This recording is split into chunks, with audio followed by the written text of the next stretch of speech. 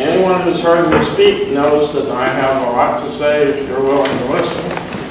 I don't mind interruptions as long as they're on topic and you wait your turn. That is, if I'm in the middle of a paragraph, you don't.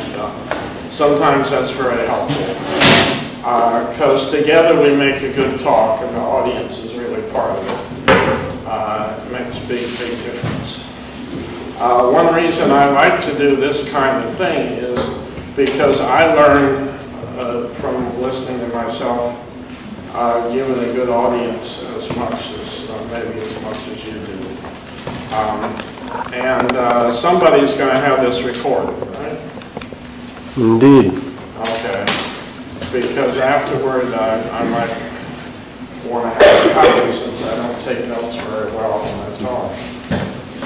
Sometimes I do. Unfortunately, our extra voice is malfunctioning, so we're going to have to rely on this.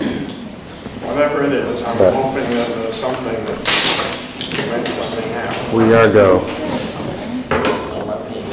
Okay. Oh, that'll work. Now, what I'd like to do is start with a little history. First of all, can you hear me all right? And if it's ever a problem, make some sort of gesture. History of acupuncture in the U.S. It's not discussed very often, and that's a shame.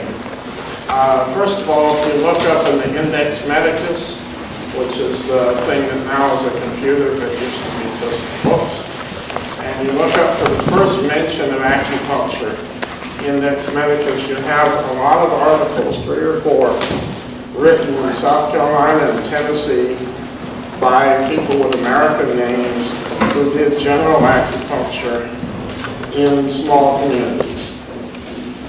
They don't indicate who they learned it from, and that's probably because even then you can't learn something from somebody who didn't write it in an article. So the origins of almost everything are never mentioned in these articles. You learn something apprenticeship, the editor will usually not allow you to cite the person. So these people were doing general acupuncture. One of them worked in prison, doing treatments for inmates and so on like that. And they were in a rural neighborhood, so obviously they learned from a lot of other people. It was all there. The things they treated are very much what you would think. Sir William Osler is the editor of the main medical textbook, more recently called Harrison and Boyd. That was Osler's book.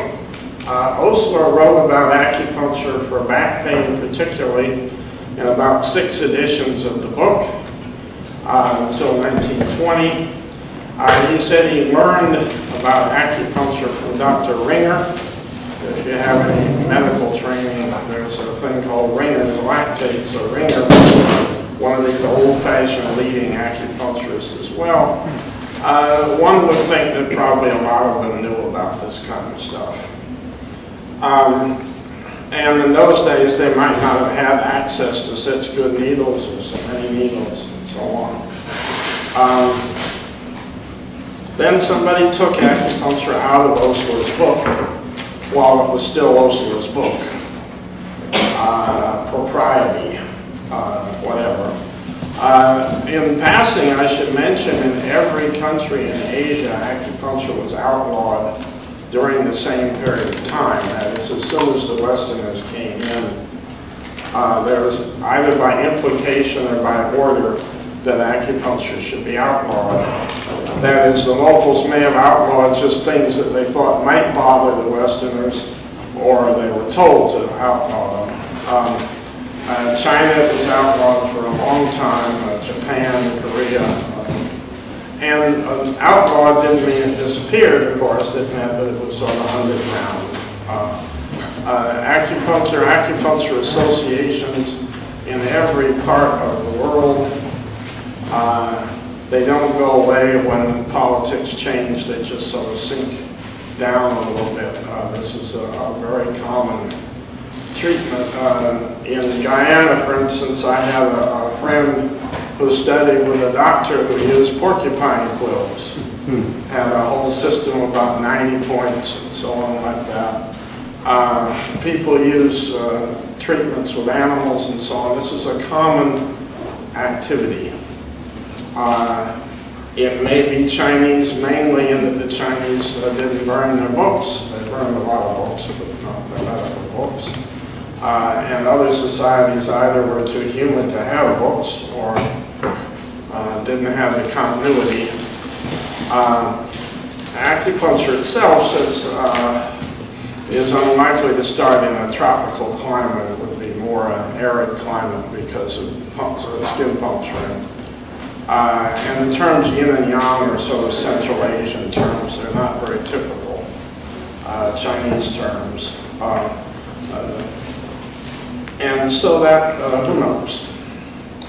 Then you get to America, more modern day America. You had a lot of different beginnings. You had people from the medical schools would go over and come back and say, well, Chinese don't feel pain, and you have all sorts of different theories. The business with James Reston was clearly a hustle. It was a smart hustle. I would think he was probably in on it. And acupuncture has been done for wealthy people in Manhattan and so on for quite some time. I was over in Austria. We met a guy who was Chinese. He wanted to sing opera. And he happened to meet the prime minister, and he started giving him acupuncture treatment. And so they licensed him as the only non-doctor in the country. There are a lot of things that happen like that. A lot of them. People of privilege, I want something special, and then you come down to this. The first person who set up a law, there are no licensing laws in Asia for acupuncture. There may be now in copying us, but there were not before. You meet people and somebody would say, oh, my father did acupuncture. So, oh, he had a practice? No, he did it for the kids and the animals, much the way we would give out aspirin or something like that. These are commonly known things. But if you were really good, you were good. And you were known like a pianist for being good, right? You know, licensed pianists and all that kind of thing. The first licensing in New York State was in New York State.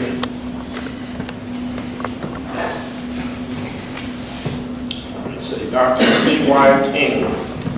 And he was an immigrant from Taiwan, I think. Should have asked him all those years. He came to New York City, decided one day a week he would have a practice in Albany, the capital. So he didn't know anybody in Albany. He was unlikely to know anybody in Albany. And he went up and just started fishing.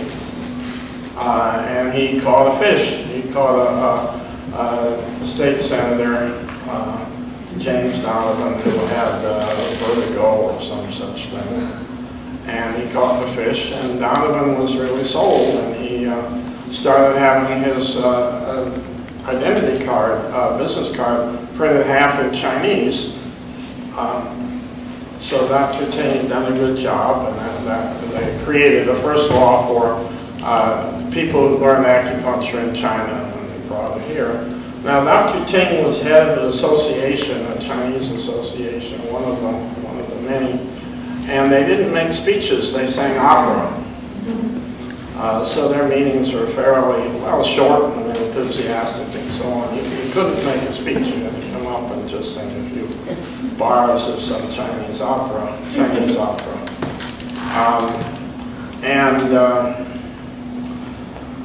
And he did his practice. He did people sitting in a chair, and he did below the elbow and below the knee points. That's all he did. He had people just sitting in the chair. He certainly would have been willing to have a lot of people sit in the chair had he thought that Americans would tolerate that. And who knows, maybe he did. He was a kind of private guy. The second important licensing event was in California.